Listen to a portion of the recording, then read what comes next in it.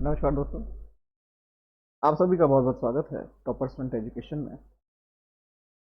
पिछली क्लास में हमने पेपर फर्स्ट के रिगार्डिंग टीचिंग एप्टीट्यूड देखा था।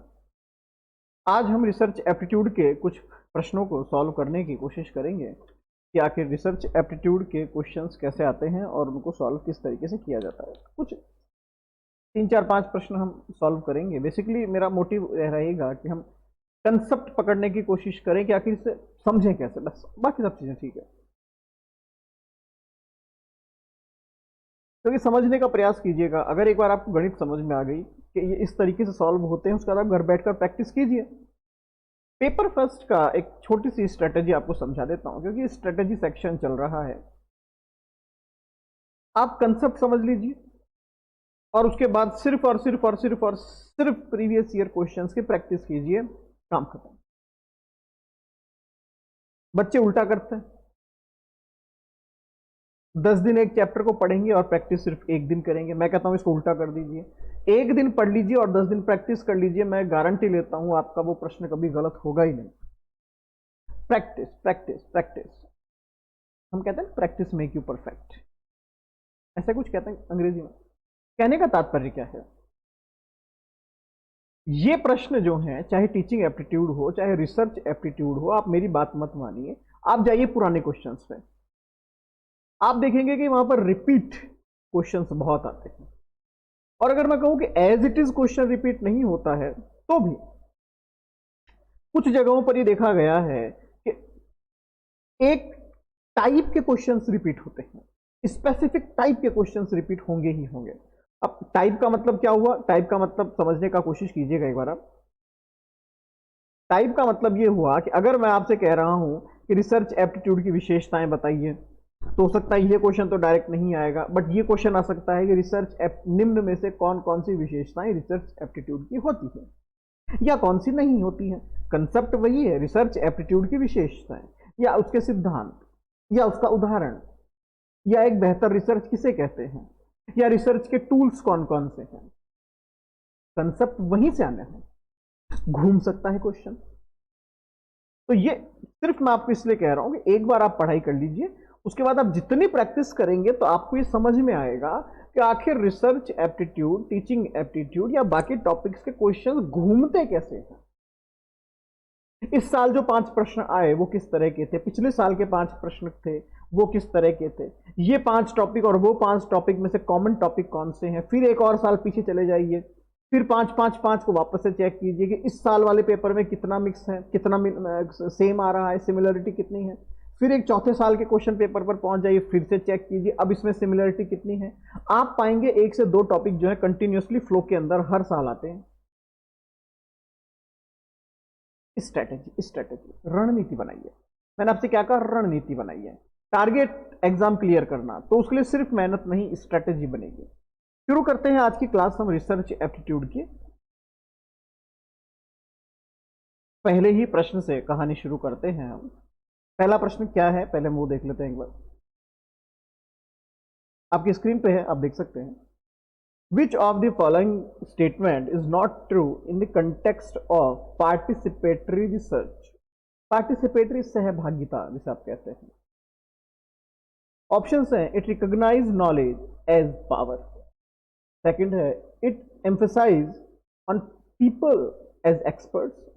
It is a collective process of inquiry and its sole purpose is production of knowledge.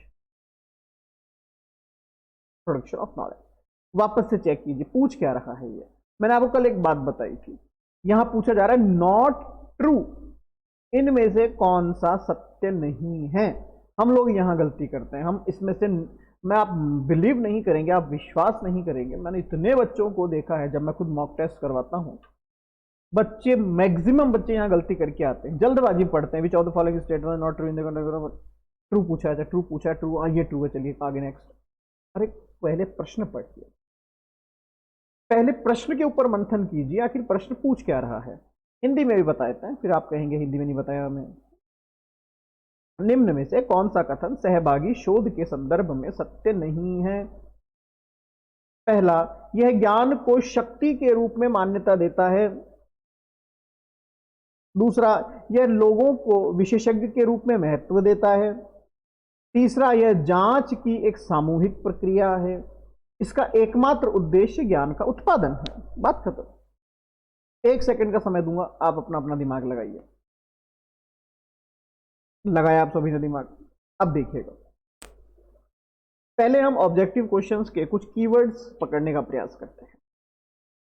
कुछ वर्ड्स हैं जैसे कि ओनली, केवल और केवल, एकमात्र, संपूर्ण। ऐसे क्वेश्चंस, ऐसे ऑप्शंस के अंदर अगर ये वर्ड्स आ जाते हैं तो उस ऑप्शन को आप संदिग्ध रख दीजिए। सबसे पहला काम यही है आपका। संदिग्ध है वो, एक तरह से कंट्रोवर्शियल मान लीजिए, डाउटफुल मान लीजिए। क्यों? मैं ये नहीं कह रहा, यूनिवर्सल कोई सिद्धांत में नहीं कह रहा आपसे, बट ये देखा गया है कि जिन ऑप्शंस के अंदर ये वर्ड्स आते हैं, एकमात्र, केवल, संपूर्ण, पूर्ण, इसके गलत होने की संभावना अधिकतम होती है। क्योंकि ये तभी सटीक हो सकता है जब मैं कहूं कि 2 + 2 केवल 4 ही होते हैं। लेकिन अगर मैं ये कहता हूं कि 2 + 2 ही केवल 4 होते हैं तो गलत है। 1 + 3 भी 4 होते हैं, 3 + 1 भी 4 होते हैं। तो केवल और केवल 2 + 2 ही 4 हो, ये संभव नहीं है। हाँ, 2 + 2 4 ही होते हैं, ये सही है। तो यहां ये समझने का प्रयास कीजिएगा। तो पहले इस ऑप्शन को आप संदिग्ध डाल दीजिए कि ये भैया, ये थोड़ा सा मुझे डाउटफुल लग रहा है, ये सही हो सकता है, सॉरी गलत हो सकता है। अब वापस चेक करते हैं। यह ज्ञान को शक्ति के रूप में मान्यता देता है, पहला विकल्प एकदम सही है। यहां मैंने ये क्यों लिखा है आप समझने का प्रयास कीजिएगा। हम यहां पर ये सबसे बड़ी गलती करते हैं, यार ये सही लग रहा है, इसको टिक लगा देते हैं। अरे सही नहीं पूछा है, गलत पूछा है, गलत पूछा है, सही थोड़ी पूछा है आपसे। सेकंड देखिए, ये लोगों को विशेषज्ञ के रूप में महत्व देगा, सही बात है। ये जांच की एक सामूहिक प्रक्रिया है, ऑब्वियसली बात है। एकमात्र उद्देश्य ज्ञान का उत्पादन, अच्छा क्या केवल ज्ञान का उत्पादन है? एकमात्र उद्देश्य, सिंगल एजेंडा। आप एक जब सहभागिता की बात कर रहे हैं, आप पार्टिसिपेटरी बात कर रहे हैं। पार्टिसिपेटरी का मतलब ही ये हो गया कि जहां पर आप अकेले नहीं हैं, आप बहुत सारे लोग एक साथ हैं। जब आप बहुत सारे लोग एक साथ हैं तो पहली बात, ज्ञान को शक्ति के रूप में मान्यता दे रहा है क्योंकि आप बहुत सारे लोग हैं। लोगों को विशेषज्ञ के रूप में महत्व दे रहा है, जांच की एक सामूहिक प्रक्रिया है। तो ये तीनों तो सही है, लेकिन क्या केवल ज्ञान? नहीं, केवल ज्ञान तो नहीं है। तो ऑप्शन संख्या 4 यहां पर गलत है, मतलब कि सही है, मतलब कि गलत है। मतलब जो प्रश्न में पूछा है उसके अनुसार ऑप्शन 4 ही सटीक बैठता है। अगला प्रश्न देख लीजिए, हिंदी से देख लीजिए। एक शोधकर्ता है जो किसी शहरी क्षेत्र में एक विशेष राजनीतिक दल की संभावनाओं का अध्ययन करने में रुचि रखता है। मान लीजिए, आप तो अभी करंट सिनेरियो ही हम ले लेते हैं, इलेक्शन का टाइम चल रहा है ना, करंट सिनेरियो हम उठा लेते हैं। चलिए, एक शोधकर्ता किसी शहरी क्षेत्र में एक विशेष राजनीतिक दल की संभावनाओं का अध्ययन करने में बड़ी रुचि रखता है। अध्ययन के लिए उसे किस उपकरण का चयन करना पड़ेगा, किस तरीके का वो यूज करेगा, किस टेक्निक का वो यूज करेगा, ये आपको बताना है भैया। यहां पर पहला है रेटिंग स्केल, दूसरा है साक्षात्कार, तीसरा है प्रश्नावली, चौथा है अनुसूचियां। इंग्लिश में भी देख लेते हैं इसी प्रश्न को अपन। A researcher is interested in studying the prospects of a particular political party in an urban area. कुछ वर्ड्स को अंडरलाइन कीजिएगा। अर्बन एरिया, रूरल की बात नहीं कर रहा है यहां पर। अर्बन एरिया, शहरी क्षेत्र जहां पर घनत्व, जो पॉपुलेशन डेंसिटी बहुत ज्यादा होती है। What tool should he prefer for the study? Rating scale, interview, questionnaires and schedule. वापस से मैं आपको 1 सेकंड का समय देता हूं, ढूंढिए, सोचिए, समझिए, फिर आगे बढ़ें। सोच लिया होगा आपने। करंट सिनेरियो को देख लीजिए ना, तो बात खत्म हो जाएगा। आज का जो करंट सिनेरियो चल रहा है उसके अनुसार हम बात कर लेते हैं। मान लीजिए कि साहब एक रिसर्चर है, आप ही एक रिसर्चर है, मान लीजिए आपको ही तय करना है अभी कि कौन सी पार्टी का बहुमत ज्यादा चल रहा है, कौन सी पार्टी जो है किस तरीके से जा रही है, जो भी है आपको सब कुछ ये रिसर्च करनी है। अब आप क्या करेंगे? रेटिंग स्केल की मैं बात करता हूँ। अच्छा, रेटिंग स्केल में तो मैं ये दे सकता हूँ कि 0 से लेकर 10 तक ये पार्टी कहां पर एग्जिस्ट करती है, लेकिन ये पता कैसे चलेगा? ये स्टार्टिंग का प्रोसेस तो नहीं हो सकता। अच्छा, इंटरव्यू पे मैं आता हूँ। इंटरव्यू का मतलब क्या हो गया कि मैं अलग अलग लोगों से या किसी विशेष व्यक्ति से बैठा करके उनसे पूछ सकता हूँ कि साहब ये विषय विशेषज्ञ हैं, इंटरव्यू ले सकता हूँ मैं, बात सही है, ये हो सकता है, इसको साइड में रखिए, क्वेश्चनरीज बना दीजिए आप। लेकिन मैंने क्या कहा कि डेंस एरिया है, घना आबादी का क्षेत्र है, रूरल एरिया नहीं है ये, अर्बन एरिया। क्वेश्चनरीज आप कैसे बनाएंगे? और क्वेश्चनरीज में सटीकता एक बड़ी समस्या होती है।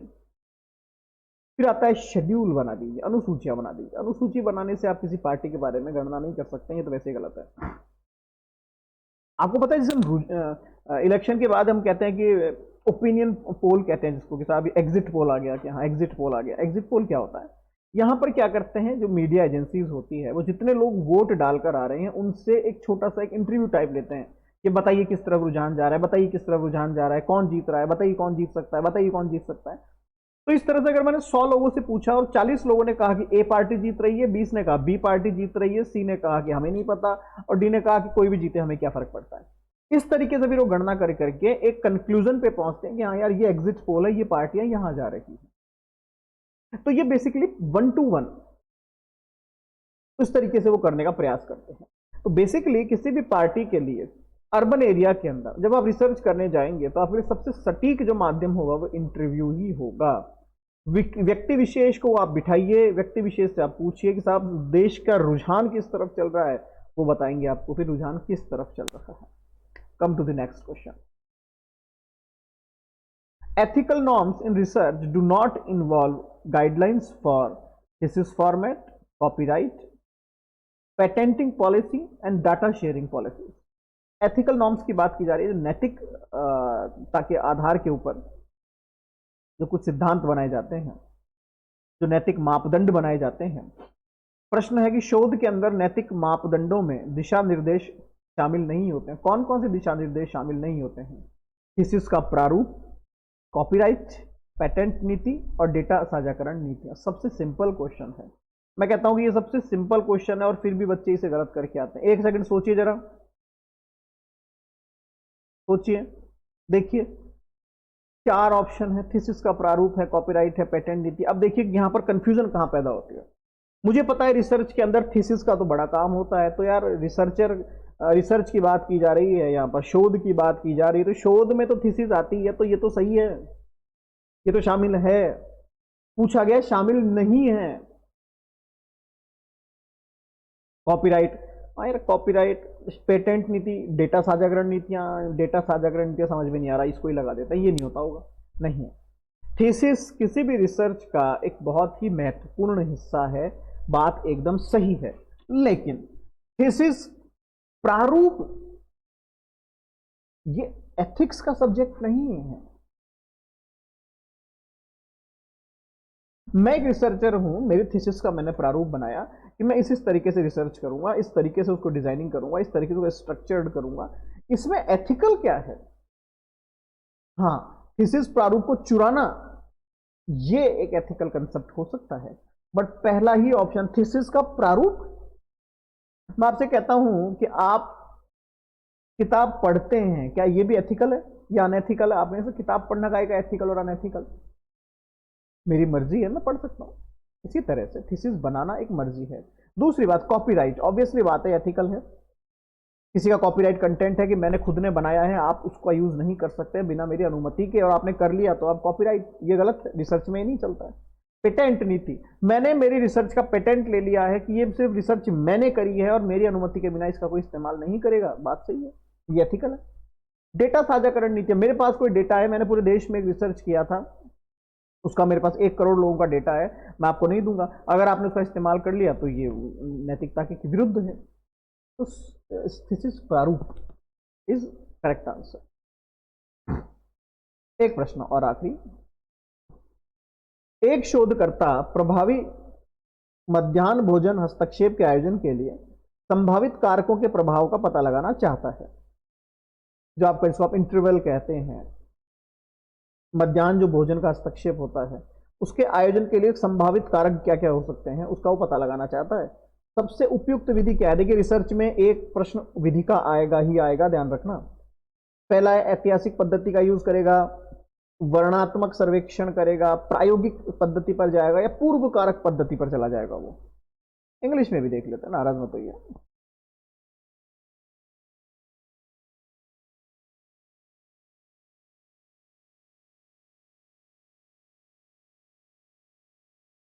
एक सेकंड रुकिएगा।